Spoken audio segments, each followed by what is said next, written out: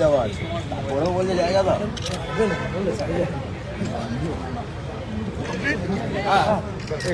আমরা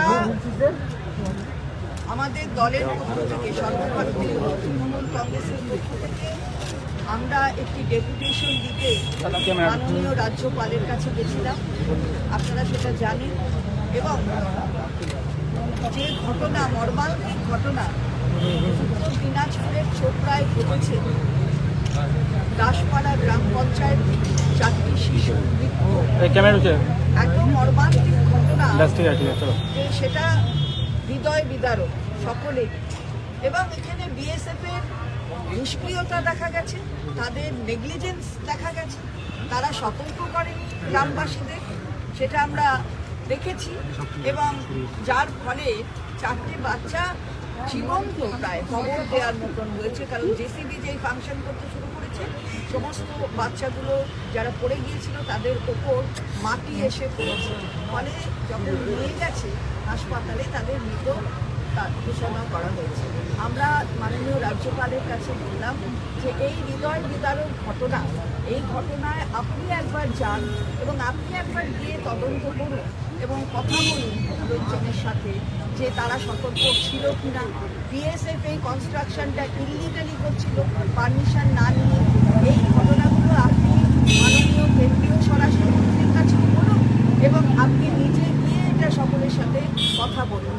এই অনুরোধ আমরা করেছি, কারণ আপনাকে আমরা দেখেছি, আমরা এই কথা বললাম ওনাকে যে আপনাকে আমরা দেখেছি যে আপনি যারা আপনার কাছে আসে অভিযোগ নিয়ে আপনি সেখানে চলে যান।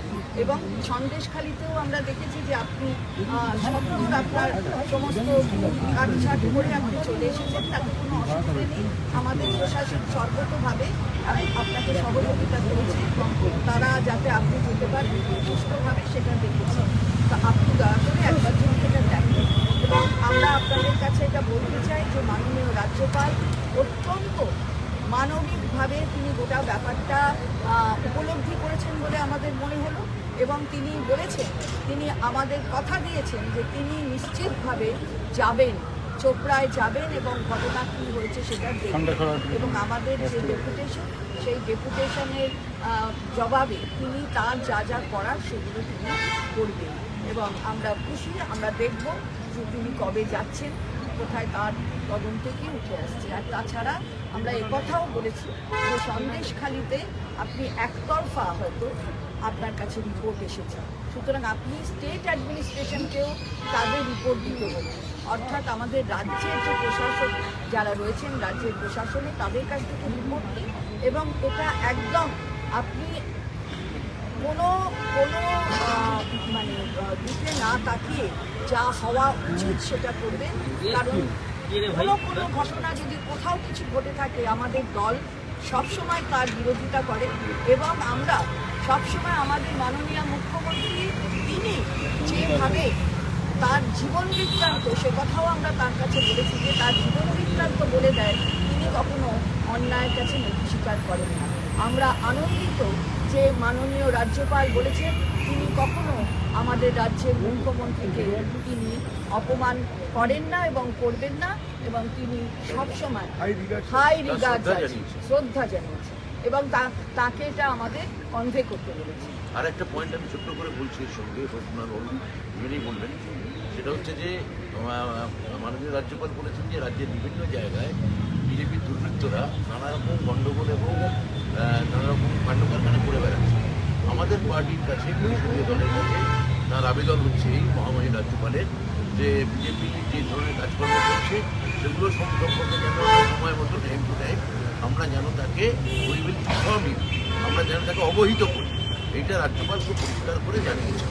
এইটা এই পয়েন্টের সঙ্গে এই দ্বিতীয় পয়েন্ট, অর্থাৎ তিনি চোপড়ায় যাবেন 1, 2 তিনি স্টেট অ্যাডমিনিস্ট্রেশনের থেকে তিনি রিপোর্ট নেবেন এবং 3 বিজেপি গোটা রাজ্য জুড়ে যা করছে সে সম্পর্কে যেন আমাদের পরিষদীয় দল তাদের মাঝে মাঝেই অবহিত করে, তাকে যেন মাঝে মাঝে অবহিত করে। আমরা যেটা বলতে চাই যে বিএসএফের এই যে কার্যকলাপ, এই যে নিরীহ একেবারে গ্রামবাসী 4 জন একেবারে বাচ্চা, তারা যেমন প্রাণ গেল, এই কাজ বিএসএফ প্রথম করছে। এর আগেও বিএসএফ নির্বিচারে গুলি চালিয়ে 3 জন রাজবংশী বিএসএফ বর্ডারে নিজেদের ইচ্ছে মতো কাজ ডিস্ট্রিবিউশন করছে। তো বিএসএফ এর কাজ হচ্ছে বর্ডার পাহারা দেওয়া। তারা কোনো রাজনৈতিক দলের কথায় ডে টু ডে অ্যাক্টিভিটিসে তারা অংশগ্রহণ করছে। কিন্তু তাদের এই গাফিলতির জন্যই 4টি শিশুর প্রাণ গেল, এর আগে 3 জন রাজবংশীর প্রাণ গেল, এবং তারা আমাদের স্টেট অ্যাডমিনিস্ট্রেশন আরও বেশি ডিস্টার্ব করতে চাইছেন। সেটা আমার মনে হয় এটা আপনাদের জানানো উচিত, সেটাও আমরা রাজ্যপালকে জানি। আমরা খুব স্পষ্টভাবে সন্দেশখালি নিয়ে রাজ্যপালকে বলেছি যে আপনি যে রিপোর্টটা প্রকাশ করেছেন সেই রিপোর্টটা পক্ষপাতদুষ্ট এবং ভিত্তিহীন কিছু অভিযোগের উপর দাঁড়িয়ে, ফলে আপনার সেটা নিরপেক্ষভাবে দেখা উচিত এবং তার জন্য কে কী বলছে তার উপর দাঁড়িয়ে তো রিপোর্ট হয় না। রাজ্যের সংশ্লিষ্ট প্রশাসনের তরফ থেকে রাজ্য সরকারের কাছ থেকে আপনি রিপোর্টটা চান।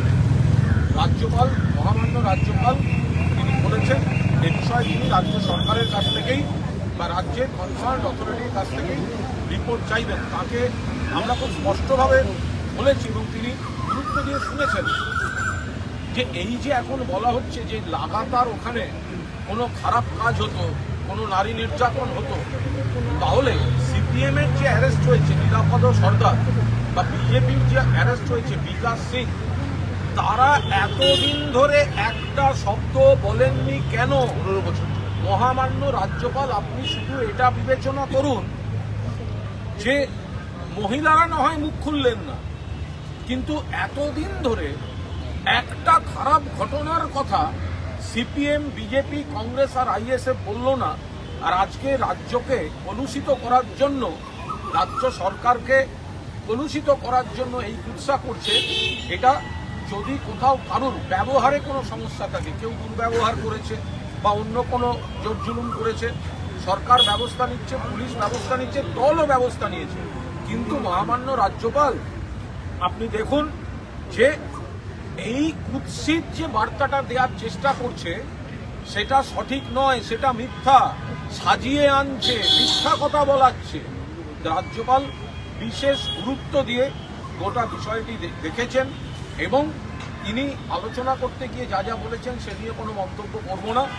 কিন্তু তাতে যেটুকু আলোচনা হয়েছে তাতে আমাদের মনে হয়েছে যে তিনি শুনছেন এবং এরপর তিনি জানিয়েছেন যে সন্দেশখালি নিয়ে তিনি রিপোর্ট চাইবেন রাজ্য সরকারের কাছে, একতরফা নয়। তিনি রাজ্য সরকার বা রাজ্য প্রশাসনের রিপোর্ট শুনবেন।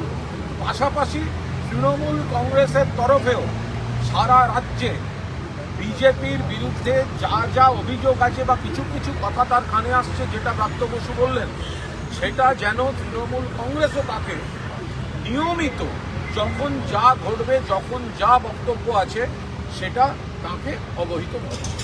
আমরা আরেকটা কথা মহামান্য রাজ্যপালকে বলেছি যে আমরা অনেকগুলো সংবাদপত্রে দেখেছি যে কিছু একজন মহিলা, 2-3 জন মহিলা, তারা বিজেপি নেতাদের সঙ্গে ঘুরে বেড়াচ্ছে।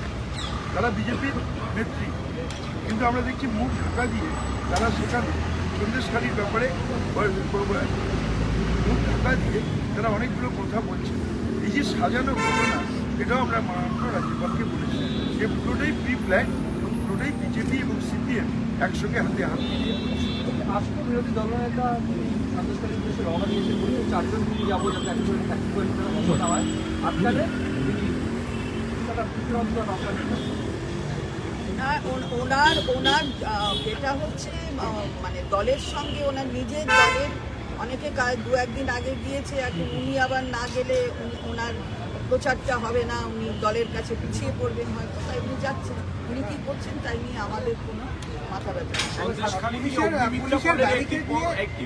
ভাইরাল হয়েছে ফোনে, সেখানে বলা হচ্ছে যে নন্দীগ্রাম সিঙ্গুরের মতো কিছু তৈরি করতে হবে সন্দেশখালী। হ্যাঁ, সেটা আমরা শুনেছি এবং আমরা তো মাননীয় রাজ্যপালের কাছে বললাম যে গোটা ব্যাপারটাই একটা প্ল্যান, কিভাবে সন্দেশখালী ঘটনায় কিভাবে প্রভোগ করা হচ্ছে, কারণ কিভাবে প্ররোচনা দেওয়া হয়েছে, কিভাবে উস্কানি দেওয়া হয়েছে,